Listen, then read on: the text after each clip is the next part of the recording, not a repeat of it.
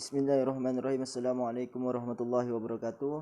Perkenalkan, nama saya Diki Rabuansyah. Saya dari Prodi Manajemen Dakwah semester 3, Fakultas Usuluddin Adab dan Dakwah.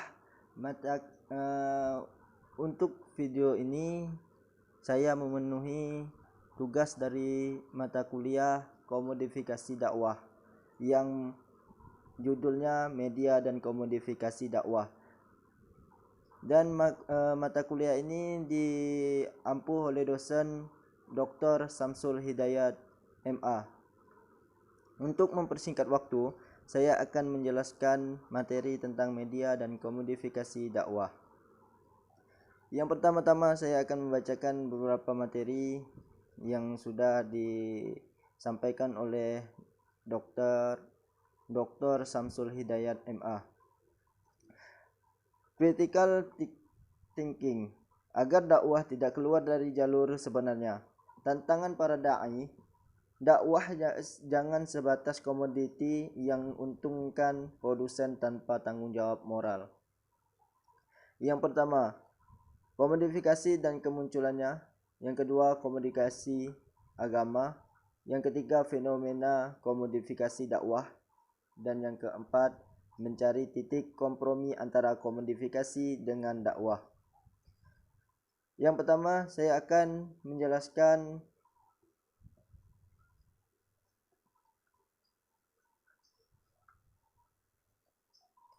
komodifikasi dan kemunculannya.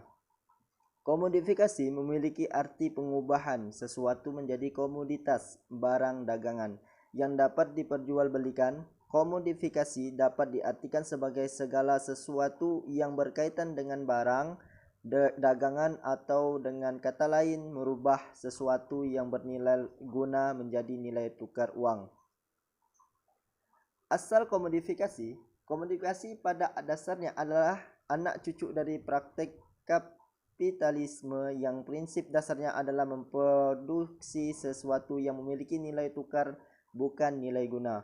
Karl Marx mendefinisikan kapitalisme sebagai suatu sistem ekonomi yang memberikan ruang kepada individu untuk menguasai sumber daya produksi vital yang digunakan untuk meraih keuntungan maksimal. Di era digital, di zaman modern, hadirnya teknologi komunikasi dan informasi mutakhir, internet, televisi, dan lain-lain sebagainya, semakin memicu suburnya proses komodifikasi. Untuk itu, Consuming Islam. Az-Zumardi Azra dalam tulisannya yang dimuat pada koran Republika mengutip pendapat Greg Fairley dalam artikel Consuming Islam, Commodification Religion and Spiritualism in Contemporary Indonesia, bahwa istilah komodifikasi berasal dari komoditi yang antara lain berarti benda komersial atau objek perdagangan. Jadi, komodifikasi dalam kasus beragama adalah usaha untuk melakukan komersialisasi agama atau mengubah keimanan dan simbol-simbolnya menjadi komoditas yang dapat diperjualbelikan untuk mendapatkan keuntungan. Untuk itu, Islam sebagai gejala budaya, Islam seperti agama-agama yang lainnya bukanlah sekedar agama yang termuat dalam Al-Quran, hadis, dan kitab-kitab agama semata, tetapi sekaligus gejala historis, sosial, budaya, politik yang memang melekat bersamanya. Dengan banyaknya pemeluk Islam secara populasi, Islam pun masuk dalam konsep gejala pasar. Sebagai gejala pasar, Islam pun pada akhirnya mengalami proses komodifikasi yang tidak terelakkan. Komunikasi agama dan kemunculannya.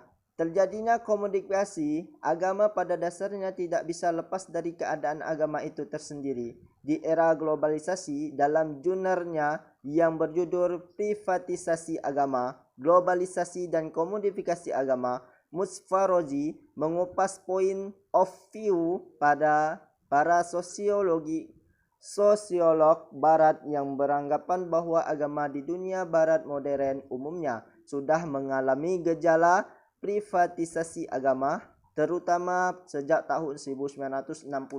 Pendapat ini secara umum lahir dari adanya anggapan bahwa agama tak lebih dari sekedar ilusi dan hiburan sesaat bagi manusia untuk lari dari jeritan-jeritan hidup.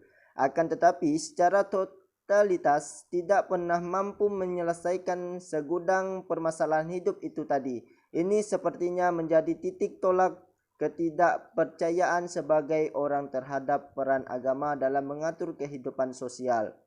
Irwan Abdullah memandang bahwa privatisasi dalam beragama tidak lahir dari lubang batu, tetapi era globalisasi berperan besar dalam membentuk praktik kehidupan yang beragama. Termasuk sebagaimana orang beragama, ia menekankan bahwa perubahan ini bukan disebabkan agama itu mengalami kontekstualisasi, tetapi lebih kepada budaya yang sudah mulai mengkontekstualisasikan agama sesuai kacamata global dan dengan tata nilai yang berbeda pula. Fenomena komodifikasi dakwah.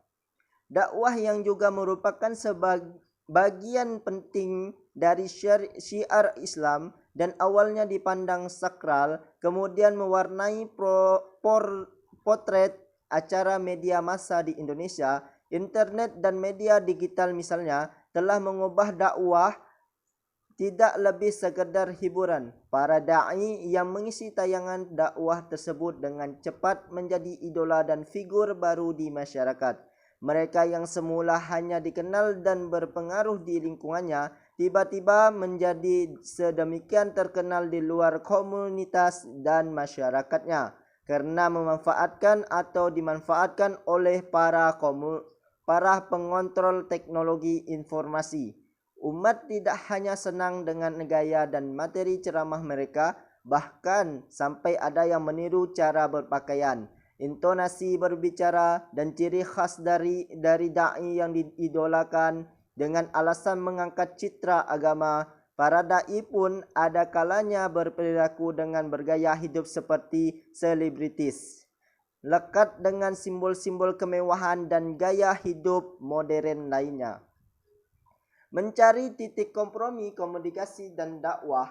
Komunikasi Islam menjadikan Islam sebagai sebuah komoditas, apalagi komersialisasi Islam boleh jadi membuat banyak kalangan umat Islam mengerutkan dahinya, apalagi secara tradisional.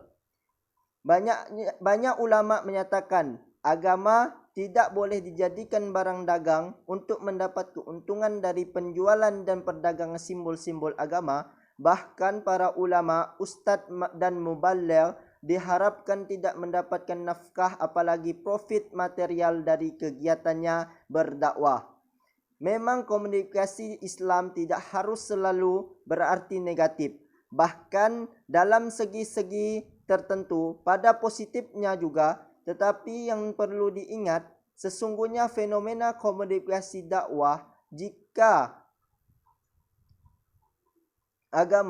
tidak disikapi dengan segera, bisa saja menjadi batu sandungnya aktivitas dakwah itu sendiri.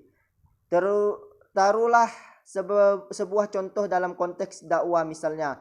Ketika yang menjadi pendakwah dalam media massa adalah mereka yang secara tampil menarik dan sedikit mengabaikan keilmuannya, yang penting bisa senyum, tertawa, acting, ataupun ngelawak. Demikianlah kondisi semacam ini tidak perlu dikhawatirkan dalam artian harus tetap dimonitoring secara intens.